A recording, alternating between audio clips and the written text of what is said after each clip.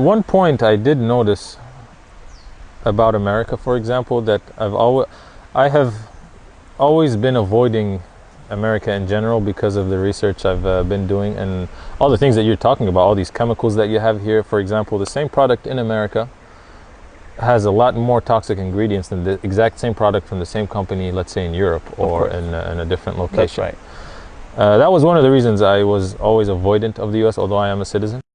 And when I came here recently, this July, my eye was open to something I didn't see before coming here, which was because of the bad market and the bad business that is going on and the toxicity, it actually created a market for extremely healthy products. Well for said, example, right. Here I find raw milk, genuinely raw milk, and then there are entire stores and grocery stores focused specifically for that niche of really healthy food. Right.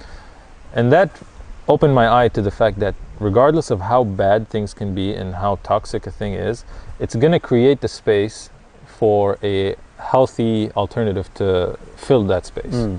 And that's something I appreciate about America, and one of the reasons why I chose to continue staying here is because as much as there's bad, I'm also having much more access to very good.